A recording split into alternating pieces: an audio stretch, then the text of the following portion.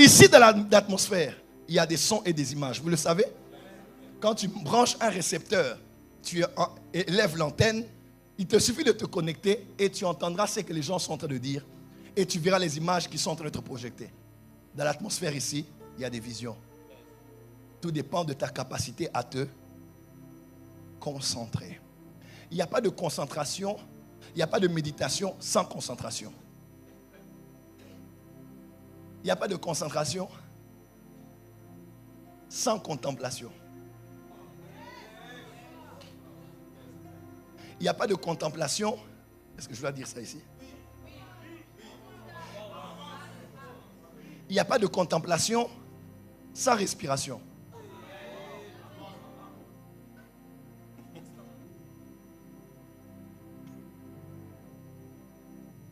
Ne peut méditer que celui qui sait respirer. Toute vision divine est une vision spirituelle. Mais toute vision spirituelle n'est pas forcément une vision qui vient de Dieu. Parce que je vous l'ai dit, il y a plusieurs portes spirituelles aujourd'hui par lesquelles les hommes et les femmes peuvent être initiés et commencer à voir dans le monde spirituel. Ma prière est que tu ne voies que de la lumière du Christ. Donne-moi une main plus fort que ça. Et qu'est-ce qu'une vision divine? Je vous l'ai dit hier, une vision divine, c'est tout simplement une parole de l'Éternel imagée et qui est porteuse d'une pensée de Dieu pour nous. La parole de Dieu, la parole de l'Éternel qui vient à nous de manière imagée. Quelqu'un est avec moi ici? Donc Dieu te parle, mais il te parle en image. Pour que tu écoutes ce qu'il te dit, il faut que tu voies ce qu'il te dit. Je l'ai dit dans Jérémie 23, même Habakkuk, c'est un verset qu'on utilise beaucoup. Il dit, je me tenais à mon poste pour voir ce que l'Éternel me dirait. Normalement, on ne doit pas dire pour voir ce que Dieu dit. On doit dire pour entendre ce que Dieu... Alors pourquoi Habakkuk dit pour voir? Parce que la parole de l'Éternel peut être entendue et la parole de l'Éternel peut être vue. Parce que la parole de l'Éternel n'est pas un son. La parole de l'Éternel, c'est tout langage que Dieu utilise pour te communiquer une pensée. Ainsi, Job a dit, l'Éternel parle tantôt d'une manière, tantôt d'une autre, mais c'est nous qui ne prenons point garde, n'est-ce pas? Donc, la parole de l'Éternel n'est pas qu'une voix. La parole de l'Éternel peut être une voix, un événement, un dessin animé, un documentaire, un pain qui te parle, un événement qui se passe, la nature que tu observes. Toutes ces choses peuvent constituer une pensée de Dieu qui t'est communiquée par ce qu'on appelle en déduction la parole de l'Éternel. Donc Dieu t'envoie une vision, tu vois des images. Tu dis waouh. Des fois l'image a un son. C'est-à-dire tu vois l'image, c'est audiovisuel. Tu as vu, mais tu as aussi entendu Dieu qui a dit mon fils, ce que tu vois veut dire telle chose. Mais des fois, c'est juste visuel et non audio. Il n'y a qu'une image et il n'y a pas un son. Mais tu peux extraire le son de l'image par ta sagesse et ta maturité à interpréter et à décoder l'image que tu as vue. C'est ainsi que dans les services prophétiques, il y a beaucoup de choses que l'on voit. Et Dieu ne dit pas, voici ce que ça veut dire. Mais qu'est-ce que Dieu fait? Tu as la maturité dans ton esprit et en interprétant l'image que tu as vue, tu fais sortir un son et tu dis à la personne, ce que je vois veut dire telle chose. Dieu ne t'a pas dit par un son, il te l'a dit par une image, mais que ta sagesse ait la capacité de décoder et d'interpréter. Qui a compris? Qui a compris? Là, maintenant on va entrer dans le vif du sujet. Alors, nous avons dit qu'il existe 7 visions que nous devons connaître, 7 types de visions. On peut aller, premier type de vision, c'est ce qu'on appelle, accompagnez-moi, c'est ce qu'on appelle, premier type de vision s'appelle une impression prophétique. Dis avec moi, impression prophétique. Plus fort, impression prophétique. Plus fort, impression prophétique. Qu'on appelle aussi la vision de la tête, la vision mentale. Des fois, ce n'est pas très clair, mais ça peut être compris par la maturité de l'interprétation. Est-ce qu'on peut lire un verset? Évangéliste Myriam, prenez le micro. Daniel 7, verset 15. Daniel 7, verset 15. Moi, Daniel, j'eus l'esprit troublé au-dedans de moi, et les visions de ma tête m'effrayèrent. Et les visions de ma tête m'effrayaient. Dis avec moi, les visions de la tête. Les visions de la tête. Les visions mentales. Les visions mentales. Dis encore les visions de la tête. Les visions de la tête. Daniel dit, il eut l'esprit troublé. Pourquoi? Parce que les visions de la tête, il dit, et les visions de ma tête m'effrayèrent. Écoutez-moi, la première dimension des visions, c'est ce qu'on appelle les impressions prophétiques. C'est-à-dire, à l'intérieur de toi, tu as comme une image qui n'est pas très claire. En fait, tu ressens quelque chose. Tu es conscient que ça veut dire quelque chose, mais l'image, soit elle est plus ou moins claire, soit elle devient de plus en plus claire lorsqu'elle grandit en toi. Elle vient de différentes manières. Premièrement, je vous donne un exemple. Lorsque tu commences à intercéder, j'intercède pour Mike. Seigneur, je prie pour Mike et pour sa femme. Pendant que tu pries. Pendant que tu pries là, tu sens que dans tes paroles, tu es orienté d'une certaine manière en priant pour un de ses enfants. Il y a une image qui commence à se former en toi. C'est l'impression prophétique. Voilà pourquoi on ne peut pas dire aux chrétiens que les histoires des imaginations sont les histoires du New Age. C'est Dieu qui a mis la capacité d'imaginer en toi. L'imagination est une usine, non seulement pour la créativité, mais l'imagination est une usine aussi pour la foi. Car il est écrit dans Jacques 1 que celui qui doute, qui n'imagine pas qu'il recevra quelque chose de la part de Dieu. Si quelqu'un doute et qu'il n'imagine pas, est celui qui croit, qu'il imagine. Parce qu'un des langages de la foi, c'est aussi l'imagination. En anglais, c'est imagination. Image in. Image in. L'image à l'intérieur. C'est une expression de la foi. C'est une expression de la créativité. Le passé se trouve dans la mémoire, mais le futur se tient dans l'imagination. Oh, tu n'as pas dit amen là où tu es. Le passé se trouve dans ta mémoire, mais ton futur peut être créé dans ton imagination. Les prophètes peuvent le savoir. Des fois, ça m'est déjà arrivé, je viens au culte, je prophétiserai pour quelqu'un aujourd'hui qui s'appelle tel, qui a un enfant qui s'appelle tel, dont le papa s'appelle tel. À la maison, je crée ça. Je viens à l'église et je trouve la personne qui est là, exactement comme j'ai...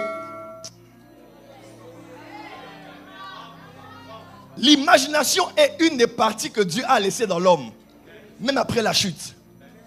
L'homme peut imaginer, avoir des images et il crée quelque chose. Marc 11, verset 22, 21, 22, 23. Tout ce que vous demanderez en priant, croyez que vous l'avez reçu et vous le verrez s'accomplir. En grec, on dit, voyez que vous l'avez reçu et vous le verrez s'accomplir. Il faut voir 2 fois avant de recevoir. Il faut voir à l'intérieur pour voir à l'extérieur. Est-ce que j'ai parlé à quelqu'un qui est ici? Est-ce que quelqu'un voit à l'intérieur 2025 comment ça sera? Si tu peux voir 2025 à l'intérieur, tu la verras à l'extérieur. Les impressions prophétiques viennent comme ça. Des fois, c'est comme une image, mais c'est au fait Dieu, c'est le divin. C'est le monde spirituel, c'est le Saint-Esprit qui crée cette image en toi. Des fois, elle n'est pas très claire, mais c'est vraiment Dieu qui te parle. Et moi, tu crois que c'est dans ta tête. Quelqu'un te dira, c'est seulement dans ta tête. Dis-le oui. Daniel aussi a dit, les visions de... Nous qui travaillons dans le prophétique, les visions de la tête, c'est aussi ce que l'on voit beaucoup quand on entre dans le domaine qu'on appelle la méditation. Daddy prie pour moi, j'ai tel souci. Je ne sais pas te dire tout le problème. Ma fille, ne dit pas tout. Je vais prier et j'entre dans ma chambre. Je ferme la porte et je parle au Dieu qui est dans le lieu secret. Il y a 2 dieux que l'on découvre. Le premier Dieu, c'est le Père qui est dans les cieux. Le deuxième Dieu, c'est le Père qui est dans le lieu secret.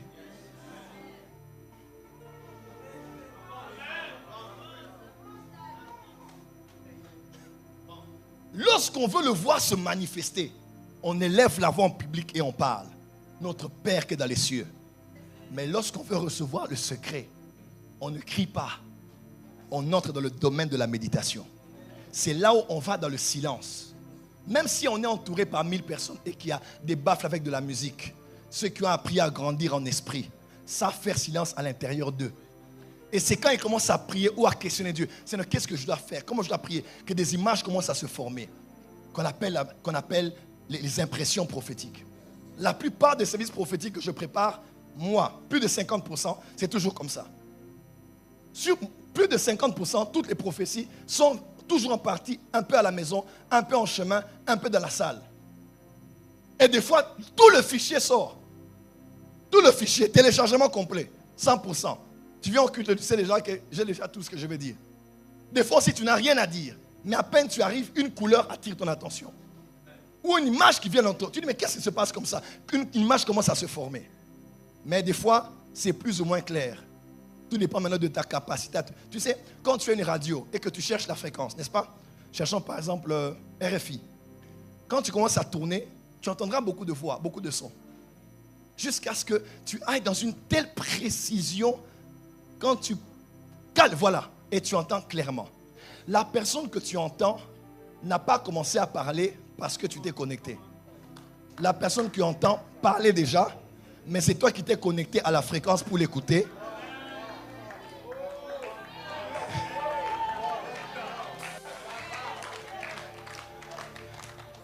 Ici, dans l'atmosphère, il y a des sons et des images. Vous le savez? Quand tu branches un récepteur, tu élèves l'antenne, il te suffit de te connecter et tu entendras ce que les gens sont en train de dire. Et tu verras les images qui sont en train d'être projetées. Dans l'atmosphère ici, il y a des visions.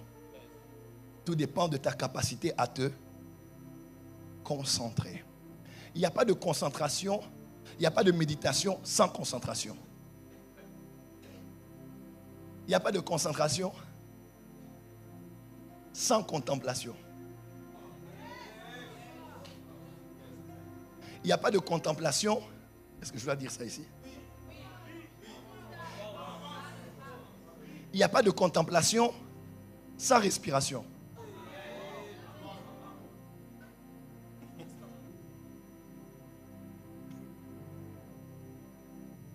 Ne peut méditer que celui qui sait respirer. Nos pensées sont comme des singes. Il est compliqué de prendre toutes les pensées et de les emmener en Christ, en Dieu, dans un nom de Dieu, un attribut de Dieu, une nature de Dieu, dans quelque chose de Dieu. C'est difficile. L'homme a entre 60 000 et 70 000 pensées par jour. Comment faire silence et mener toutes mes pensées sur Dieu, sur un service, sur quelqu'un sur que je vais prier? Des fois, quand ça passe un peu dans tous les sens, la seule manière de te calmer, c'est de respirer. Est-ce que je peux dire les choses des grands ici? Bien. Maintenant, on est entré dans une autre zone.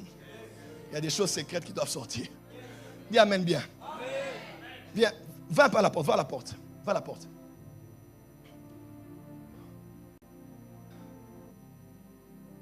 Cours maintenant, viens, cours vite.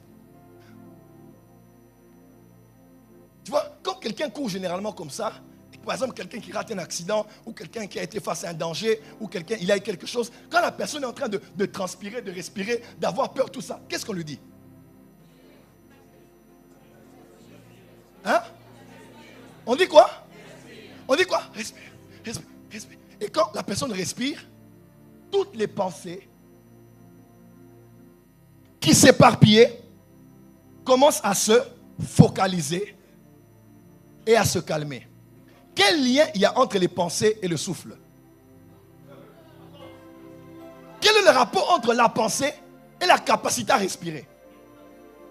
Frère, il y a des choses que ces gens-là ont volées chez nous. Parce que nous, tout ce qu'on connaît, c'est craindre Dieu et la sainteté. Frère, il est temps d'entrer dans les mystères du royaume. Oh, dis amen que je t'explique. Dieu a créé l'esprit de l'homme. Genèse 1, verset 26. Après, Dieu a formé le corps de l'homme. Genèse chapitre 2. Il prend l'esprit, le ruach, il met dans le adama, il prend le pneuma, il le met dans le nefesh, c'est ça? Dans le nefesh, quand Dieu souffle, l'homme devient un souffle de vie. Neshama. Esprit, âme et corps. Alors, on sait là où l'esprit a été créé, on sait là où le corps a été créé, mais l'âme vient d'où? L'âme est là. Généralement, nous croyons que l'âme est une création accidentelle.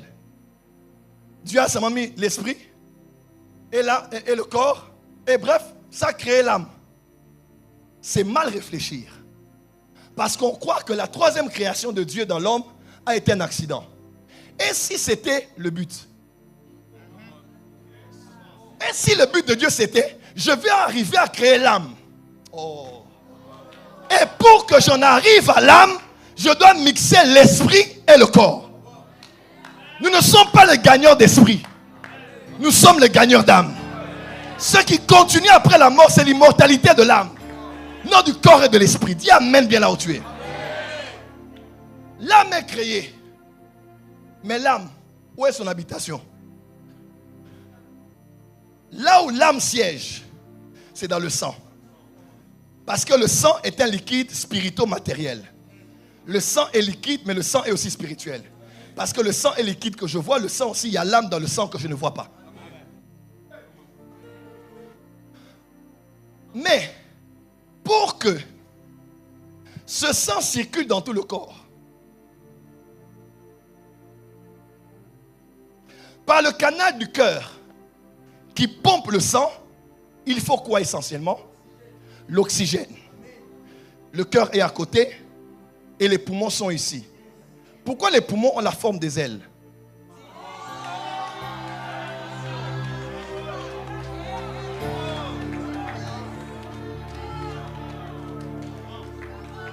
Celui qui sait respirer, sait voler.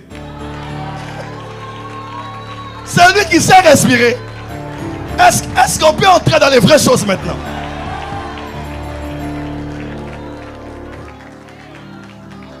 La respiration est le processus par lequel l'âme circule dans le sang. Et le sang continue à maintenir la vie dans l'être humain. Si on étouffe le lieu où l'expiration et l'inspiration se fait, on étouffe ta bouche, on étouffe tes narines, tu vas saigner et l'âme qui est en toi va sortir. Comment quelqu'un peut mourir par étouffement? Comment l'âme peut sortir parce qu'on a bloqué les voies de respiration?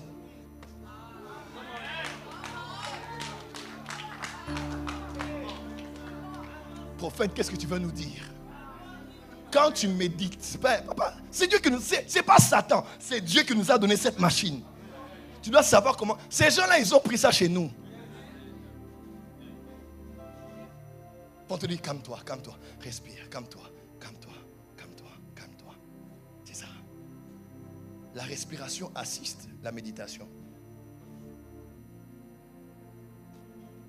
Et c'est merveilleux, tu es rempli du Saint-Esprit. Tu as la vie de Dieu en toi. Je me dis par exemple, je me concentre sur l'aigle. Dieu est l'aigle, Deutéronome, n'est-ce pas? Autour de lui, il y a des êtres qui ont la forme de l'aigle. D'accord. Je me concentre sur Dieu parce que je crois au prophétique. L'aigle voit 7 fois plus que l'homme. Donc je me concentre sur cette nature de Dieu et je médite sur ça. J'aime le Seigneur et je médite sur ça. Je prends le temps de mettre mes pensées sur lui. Frère, c'est la voix qui ouvre la voie. C'est la voix qui ouvre la voie à la contemplation. Méditer, c'est un peu réfléchir sur le sens vague. Se concentrer, c'est ramener tout à un seul objectif. La méditation aussi comprend tout ça, par définition claire. Tout ce que je vous explique là, c'est la méditation. Et après, maintenant, la contemplation, ça veut dire, lève-toi mon fils. Je te vois, mais pour te contempler, je m'approche. Je vois maintenant tous les détails.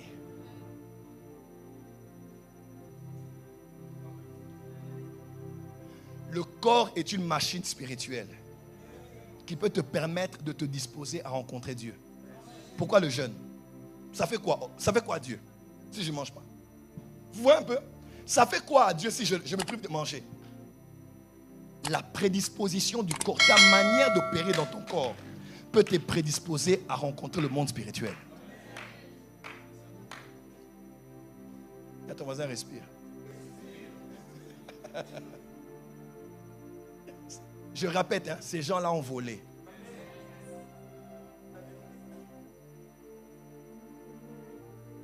Il y a un calme quand tu gères ta respiration. Tu as déjà remarqué ça? Tu peux être troublé comment, mais quand tu... D'accord. Tu as envie d'aller au petit coin, tu sais, hein? Quand tu es à quelques minutes de la maison, là, plus tu avances, plus ça augmente. Tu dis, Seigneur, je veux faire ça sur les vêtements aujourd'hui. Mais quand tu le dis, oh, calme-toi, Joe, calme-toi, calme-toi, calme-toi, calme-toi, calme-toi, calme-toi, calme-toi, calme-toi, tu vas maîtriser ça. Le corps est le temple du Saint-Esprit. Tout ce que Dieu a fait a un sens. Certains ont compris, mais d'autres jusqu'aujourd'hui attribuent tout à Satan parce qu'ils n'ont rien compris. Jésus expira et il dit, je te remets mon esprit. Quel est le lien entre ce que quelqu'un et la vie qui sort de lui? Quel est le lien entre ce que quelqu'un fait, comme il a fait son dernier soupir, avant de mourir, elle a fait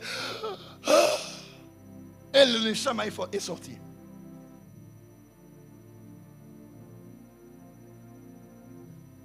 Le souffle, c'est quelque chose. Je te donne une définition. Chaque parole est un souffle articulé. Quand tu parles, tu as soufflé et tu as articulé ce que tu as soufflé.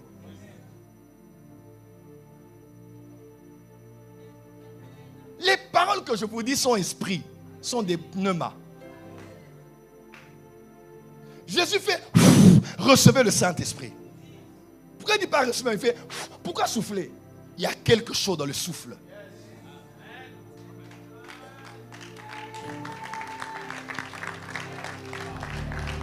J'ai fermé la porte. Vous avez compris, hein?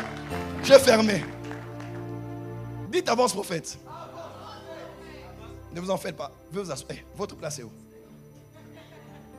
Acclame, on avance.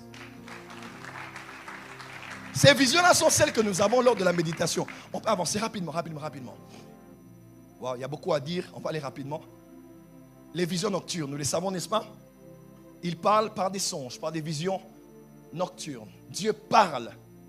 Dieu envoie aussi sa parole par les visions nocturnes. Les visions diurnes, n'est-ce pas, de la journée, et les visions nocturnes. Lorsque nous dormons, Dieu vient et nous apporte aussi des visions pour nous faire comprendre sa pensée.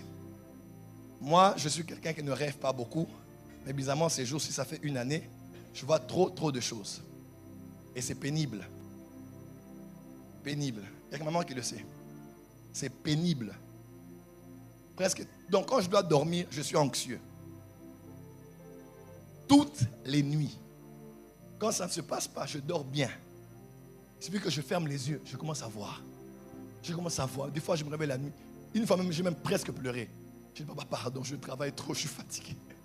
Laisse-moi dormir, pardon, bloque ça. J'ai écrit à mon père spirituel aujourd'hui, j'attends qu'il me fasse signe demain. Je veux qu'il prie pour moi pour que ça calme. Parce que ça dérange mes journées. Je n'arrive pas à dormir. Je peux voir des 4-5 choses toute la nuit. Sur des gens, sur moi. Des fois, c'est même rien. C'est juste, je balaye un peu, règne ma maison, j'habite là-bas, je ramasse des informations compliquées. Seigneur, que je me repose.